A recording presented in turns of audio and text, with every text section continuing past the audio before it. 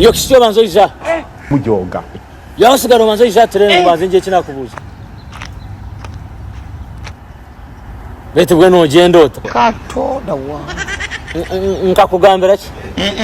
Tinavye totijaga kwa kujara obskato bukika ombevono ba omukayanje om. Bwe hatwa akaka oburisa bwe muzina akaka no amos kubara kwate bakakwambare ni kandi bakutweka ni kwanika atano raro ku marisandi iwe kishiwe yo no buye mujwari cye kiringo. Nekatira ngo Bruce wanje dad jature beto gofesi na jira ataka na shako kunkata devye shongo bya bahasigara no bihanka he Yesu ubwo no kubingo ibyo biryo tubyo binakwete na uyine kiwono ndakungambira azara kali nandi bize ngambira uno ngambira cye bya Kachaina dad ngakugamba ntunoza gumombye shongo byentu hawenka tinara ango Kachaina inomushije wa mana okusinga media zamano mu ihanga ohash nakuja ngo unamureba na uno wakusinga media ya mano mu ihanga kare mwene wakusinga TV station ya mano mu ihanga TV ya mano mu Uganda ne hakana harumwe ndijo kaneni BSJ ya Karisa niyo kumanyisa Yoona bireba Facebook page ye naza na commenting ona mbuza ntona rebo ntashi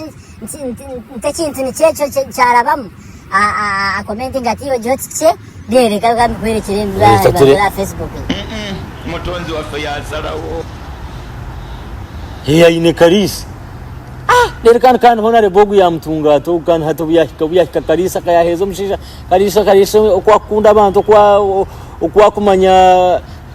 talent sogo mshisha kan bakaja bogomisha bakaja ngo yaza ku meeting na bakurebere nk'emyaka nketana rukwetegereza ona no jango bakana batabaza kukore cyafayo atmanyo datinga tinacyenga obana benda kumuhomurmo obana benda ku marketing ashoye tinkucengaje nkashatona wana kayabona rebo bamuhereza program ya NBS nabanaza kuhereza Orunyankore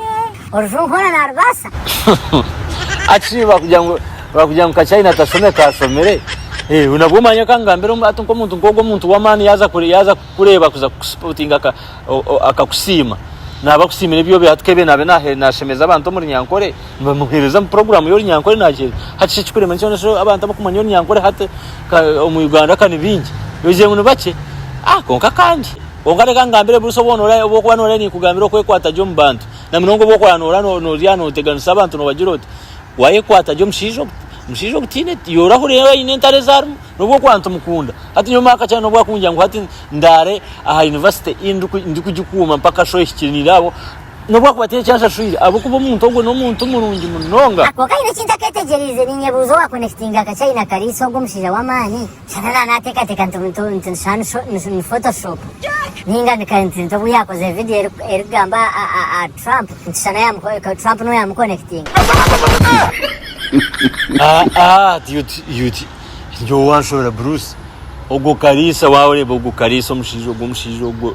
no mushija rukomanya business kandi bakanja ngo nakwataje abakozi rero bagambira abantu abayambere bwe hatwaro ya esi at honorable tinkumanya kandi nyoda tukakugambira